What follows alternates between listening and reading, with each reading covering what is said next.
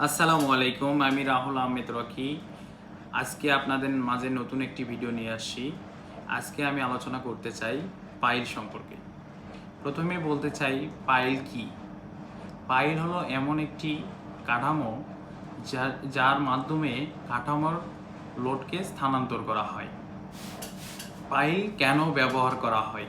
Basically যে জায়গাতে মাটির ভারবহন ক্ষমতা কম হয় এবং মাটির পার্শ্ব চাপ থাকে সেখানে পাইল ব্যবহার করা হয়। পাইল কত প্রকার?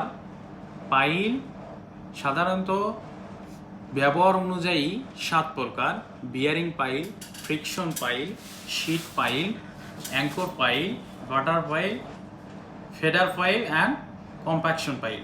নির্মাণ সামগ্রী অনুযায়ী পাইলকে 5 ভাগে ভাগ করা হয়: timber pile, concrete pile, composite pile, sand pile and steel pile.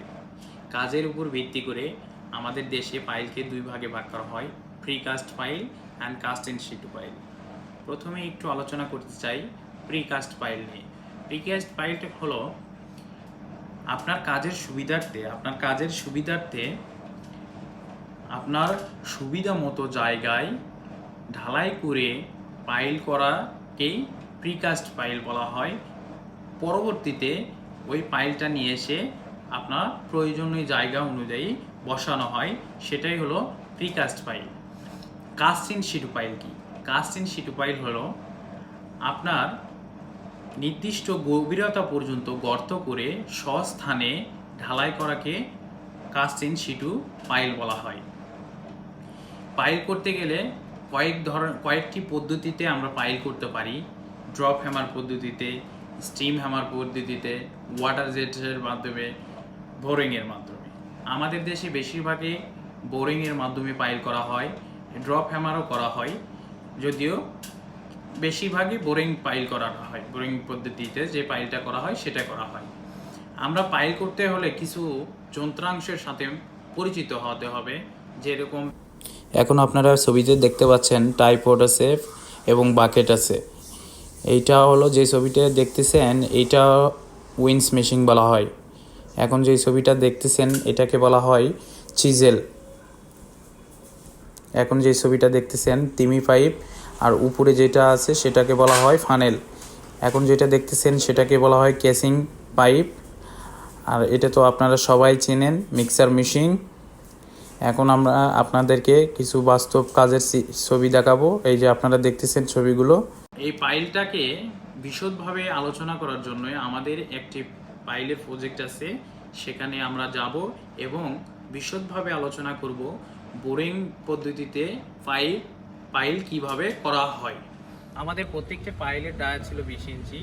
যদি 20 ইঞ্চি ডায়া হয় তাহলে আপনাদের কি করতে হবে? 20 ইঞ্চি ডায়া হলে আপনাদের সিজিলের ডায়া হতে হবে 18 ইঞ্চি। আমি এখন আপনাদের সাথে আলোচনা করতে চাই পাইলে কিভাবে আমরা বোরিং পদ্ধতিতে পাইল করছি।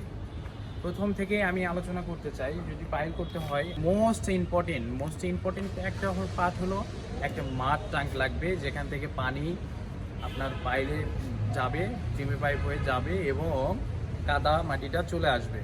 পাইল করতে হলে একজন ইঞ্জিনিয়ার হিসেবে আপনাকে যে জিনিসটা দেখতে হবে সেটা হলো আপনার পয়েন্ট দেওয়া লেআউটের সময় শোর পাইল হোক, ইনপোস্ট হোক, যে পাইলই হোক, যে একটা পয়েন্ট দেওয়া আছে সেই পয়েন্টে সিজেলের সেন্টার আপনাকে ওই রডটার উপরে ফালাইয়া চেক করে নিতে হবে। আপনার রডের সেন্টার এবং সিজেলের সেন্টার একই জায়গায় থাকবে।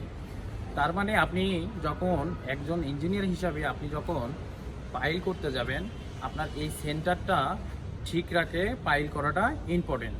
আপনি এই সেন্টারটা ঠিক করবেন, তখন ওনারা যেটা করবে সিজেল ড্রাইভ করে কেসিং পাইপ বসাবে এবং একটা সময় গিয়ে তারা টিউবি পাইপ পানির মাধ্যমে গিয়ে বোরিং করবে। বোরিং শেষ হয়ে গেলে ওয়াশে যাবে। ওয়াশটা কি করবেন? ওয়াশটা মিনিমাম 30 মিনিট করতে হবে। এবং এছাড়াও যেটা ইম্পর্টেন্ট একটা বিষয়, ওয়াশের ক্ষেত্রে আপনার পানিটা পরিষ্কার ভিতর থেকে না আসা পর্যন্ত আপনাকে ওয়াশটা করতে হবে। ওয়াশ করলেন এবং আপনি যখন ওয়াশ টাইম শেষ হয়ে যাবে আপনাকে রডের খাঁচাটা নামাইতে হবে রডের খাঁচাটা কীরকম হবে, আপনার পাইল যদি 20 ইঞ্চি ডায়া হয় তাহলে ক্লিয়ার কভার থাকবে। এই ক্লিয়ার কভারটা মেনটেন করে আপনার ড্রয়িংয়ে থাকবে, স্ট্রাকচারাল ড্রয়িংয়ে থাকবে মিনিমাম 3 ইঞ্চি বা 2 ইঞ্চি যে ক্লিয়ার কভারিংটা থাকবে সেইটা ক্লিয়ার কভারিং করে ওই ডায়াতেই সেট করতে হবে।